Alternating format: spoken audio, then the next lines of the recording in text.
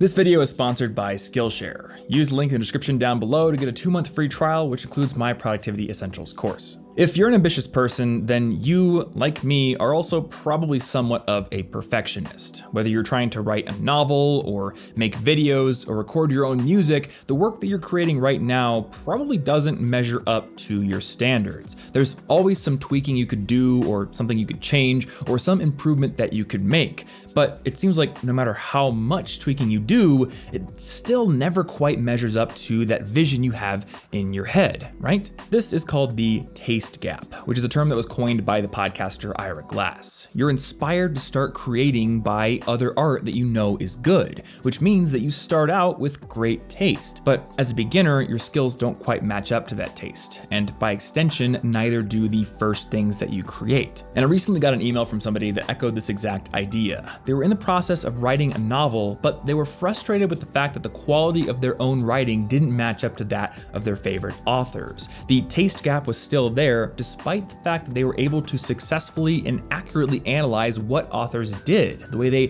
described environments, the way that they developed characters. Now, you might not be writing a novel, but it's likely that you've experienced something similar in some other discipline that you've been a part of. So what I want to talk about in this video is a rule that I've used successfully over the past few years to start closing this taste gap and actually start making progress instead of remaining paralyzed by my own perfectionism. It's called the 1% rule. And before we get into the specifics of it, I want to do a quick thought experiment that will hopefully put things in perspective.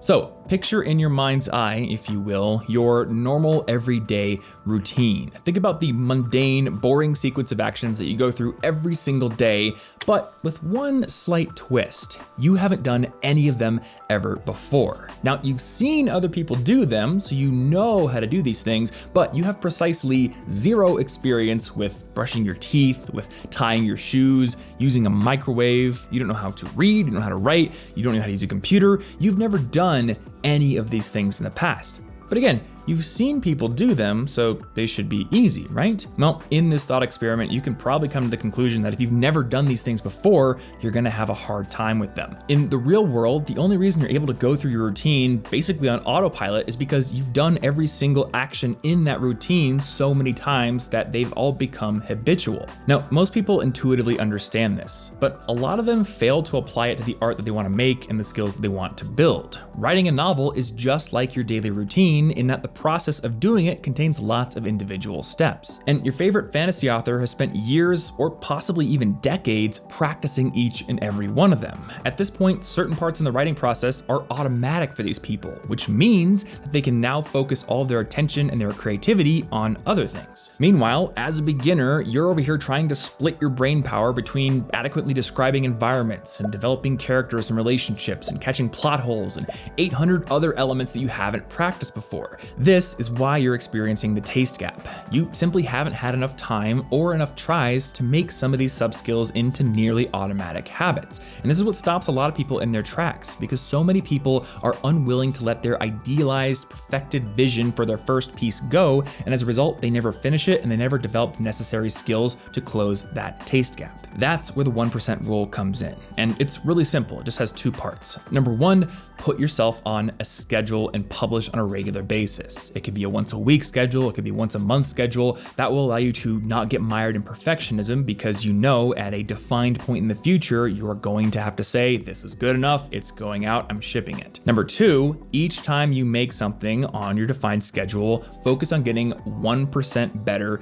in some element of that discipline. This is exactly how I got over my own perfectionism when I started my YouTube channel. I had that taste gap. I was watching tons of YouTubers that I really looked up to, and I understood what made their content great, but I couldn't replicate it myself. So instead of getting mired in perfectionism, I put myself on a once per week deadline, and with each video, I would try to focus on something new. Sometimes I would focus on the audio. Sometimes I'd focus on my delivery as a speaker. Sometimes I would get really into animation. I remember one week I was learning how to keyframe animation so I could make pictures move across the screen. And then another week I got really into After Effects and learned about easing curves so I could get rid of linear motion and make more natural motion. And then eventually I got into really complex masking. And if I were to try to do all these things at once, well, I would have failed on my first try. But because I was focusing on just one of them for each video, I didn't get overwhelmed and I started to build a repertoire of skills over time. Now I understand lighting setups, I understand audio, I understand animation, I understand lots of elements that go into the process of making great videos, but it took 4 or 5 years to get to this point. Now, the 1% rule is something you can apply to any discipline that you're pursuing. It doesn't have to be video making, because let's face it, video making is a pursuit that is very easily broken down into different steps. Pretty much anyone can identify that there's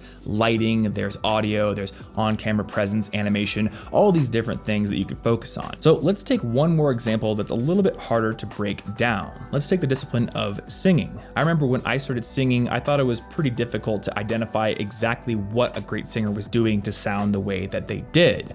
But this is a discipline where the 1% rule can apply as well. In this case, you just need to do a little bit of extra work beforehand to figure out what the sub skills are. And that can involve working with a coach like I do, or just going and doing a little bit of extra reading, or joining an online community where people can give you some pointers. And eventually you're gonna learn about all kinds of different sub skills. There's resonance, there's eliminating nasality in your singing voice, there's dynamics, vocal fry, head voice, enunciation, singing with emotion. And once you've identified those sub skills, then you can go start picking projects that allow you to focus on one at a time. For instance, I have a whole bunch of playlists on Spotify that break down singing skills. So I've got one for high voice training, I've got one for low voice training, I've got one for really powerful singing that utilizes a lot of vocal fry. And since I have one vocal lesson per week, I usually pick 1 or 2 songs to work on and practice and make recordings of, which means that I'm essentially on a once per week schedule with singing as well. So to recap, the 2 big benefits of the 1% rule are, number 1, the deadline.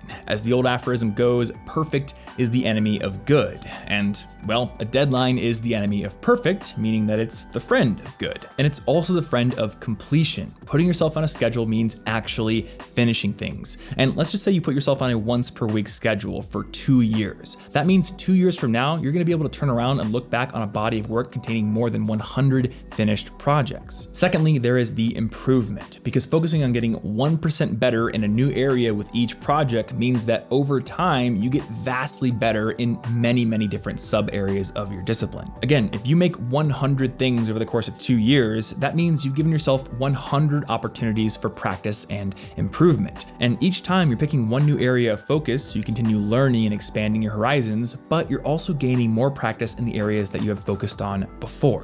Now, I do want to point out one resource where you can go to learn the sub skills and whatever skill that you're trying to build, and that is Skillshare. On Skillshare, you're going to find a library with thousands of in-depth courses covering video editing, photography, illustration, animation, and even productivity. And since I talked about my own video editing journey in this video, the course that I want to recommend this week is How to Make an Animated YouTube Video by my friend Evan, who runs the channel Polymatter. And if you go to his channel, you're actually going to see evidence of the 1% rule in action, because he's been publishing consistently for years, and you can see gradual improvement in his videos over time. And you also might want to check out Jake Bartlett's course on animating with ease in After Effects, especially if you want to learn how to start doing some of the things that we did in this video. Also, Skillshare is an incredibly affordable platform with unlimited access to their platform starting at less than $10 a month, which basically makes it like a Netflix subscription that's a lot more useful to your future and your skill development. And even better, if you want to get a 2-month free trial, you can actually sign up with the link down below and get that while also supporting my channel. And by the way, I actually have a brand new Skillshare course coming out in January 2020. So even if you sign up right now and activate that 2-month trial today, you're going to get free access to that course when it comes out. Either way, thanks so much for watching this video. Hopefully you found this useful. It's definitely a rule that has been very, very useful in my life. So I really hope that you can apply it to yours as well. And if you enjoyed this video, definitely hit that like button so the YouTube algorithm kind of likes my channel a little bit more, I guess. Otherwise, you can get subscribed right there if you haven't done so already. And also maybe subscribe to my music channel right there if you want some cool tunes in your life, I suppose. Otherwise, I'm gonna throw a couple more videos on the screen that you can check out if you want, and I will see you in the next video.